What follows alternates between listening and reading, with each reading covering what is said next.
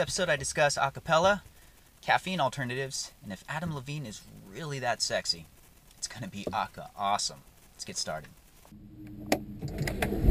He's on the road, he's on the air. It's the Joey Mack Commute. Hey, I'm Joey Mack. Welcome to another episode of my morning commute. Today's guest is Amy Whitcomb. Amy is in an all-girl a cappella group called Delilah. You may remember Delilah. They were a contestant on season 3 of the Sing-Off. Amy was also on The Voice. She was on Team Adam.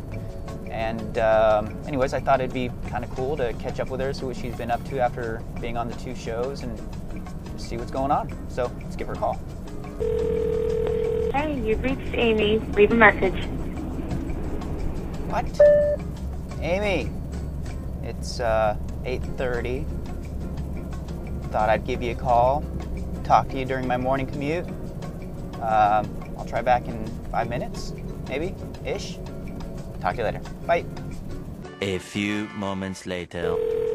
Hey, you've reached Amy. Later. Hey, you've reached... 12 seconds later. Hey, you've... Eventually. Hi! Hey, Amy! Good to hear from you. Hi! How's it going? Good. I'm sorry that I was a little slow to the punch on answering, but I'm on the phone now. I thought that you watched my video, my first episode, and I scared you away. I woke up yesterday morning and I saw, my stool, there was blood in it. We kind of ate through half of my commute, because you didn't pick up the phone the first time on time. But I just, I have to, I have to act like I'm in such demand. You are in demand. I bet you are in demand. I don't know about that, but... I know, well, who am I? I'm like the moron that actually called right on the dot at 8:30. Like, how desperate is that?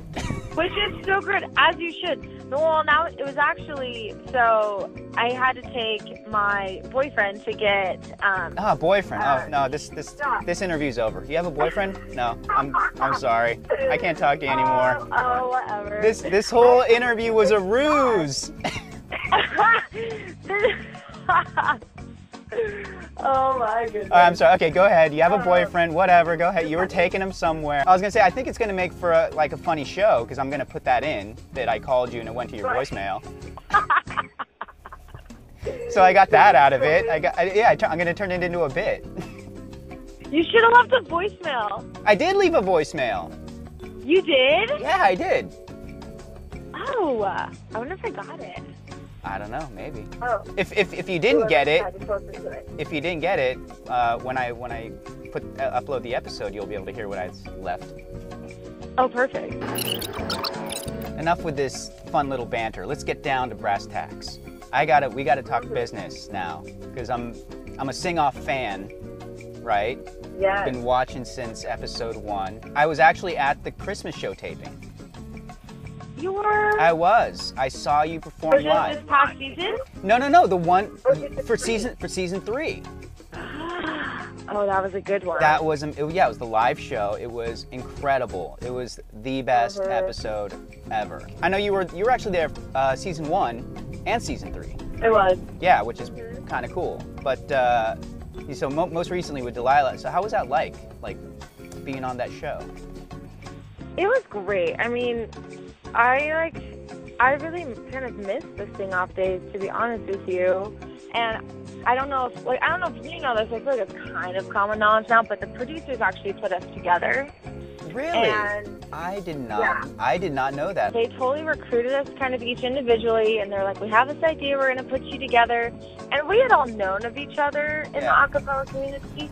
But anyway, so we get together. I mean, it could have been awful, like getting 8 random girls together, all of which are used to, kind of being the star in some sense. Right. So, getting 8 divas together, but it worked out so wonderfully. We just love each other. Getting back to kind of the whole producers thing, I actually have a question about the producers of the Sing-Off. So, week by week, you get a song. Do the producers pick the song, or do the groups pick the song? It's a bit of a negotiation, but for the most part, for the most part, the producers. You know, is it like they give you a list of, you know, a handful of songs, like here's 3 songs you can pick from, or, you know, I just never knew how that worked.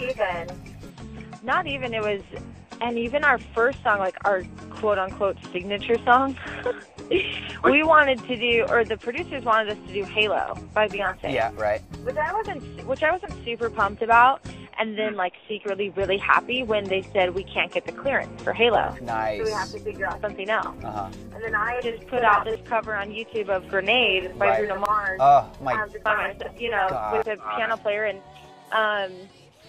and the producer was like, well, what about this? And I was like, oh my God. Yeah. That was so killer. So killer. I love that. I think that was the best moment of my life.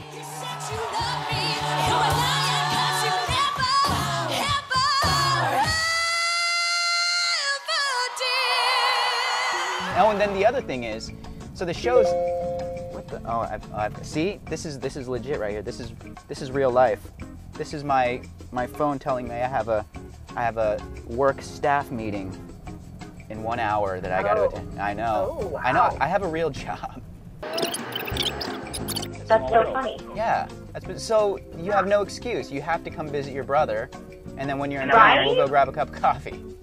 Like for oh wait, oh my gosh. This brings me to my, I'm going all over the place. This interview's going insane. But so you're Mormon, right? Is that Yes. You are. So no coffee. Is that right? Right. That's how do you fine. There are plenty of alternatives. Okay, what are the I'm holding my cup of coffee right now. I'm going to take a sip of my coffee while you tell me what the alternatives are. Not offended in the slightest. There are a few. So I've kind of been like into herbal tea lately. Yeah.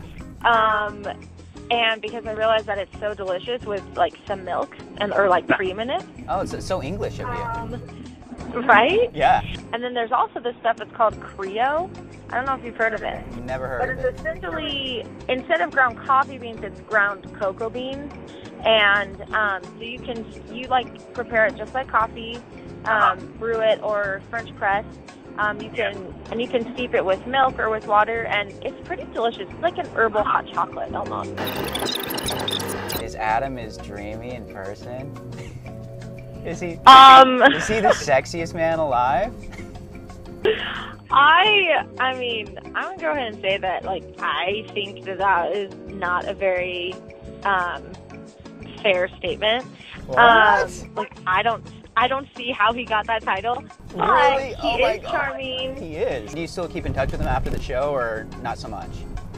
No, not so much. Not so much. Especially since they started doing these back-to-back seasons. I know. I think the contestant-coach relationship has suffered a lot. Yeah. So, Well, I'm just kind of getting burnt out, to be honest. As a viewer, I'm burnt. I'm done. You're actually you're the last season that I watched. You know, you finally actually get a full segment. I think it was like the first knockout round or something. You get voted out, and that was the last episode of The Voice I ever watched. that's what I'm talking about. I didn't even bother to watch the rest of the season. I was like, I'm done. Well, that'll do it for my commute. By the way, I'm insecure and kind of desperate for attention, so please leave a comment below or at least give a thumbs up if you enjoyed this episode. Also, don't forget to subscribe, and you can follow me on Twitter at Joey Mack Live. Thanks for watching. Last question. True or false? Here it is. True or false? Is Miley Cyrus biting your hairstyle from when you were Noteworthy? Just saying. I mean, it's just a little similar, and there are no coincidences, so I gotta pose the question. Yeah. I'd like to say true. All right, there we go. True. I'm locking true in. Perfect. Mystery solved. Mystery solved. Miley Cyrus is secretly an Amy Whitcomb fan. There you go.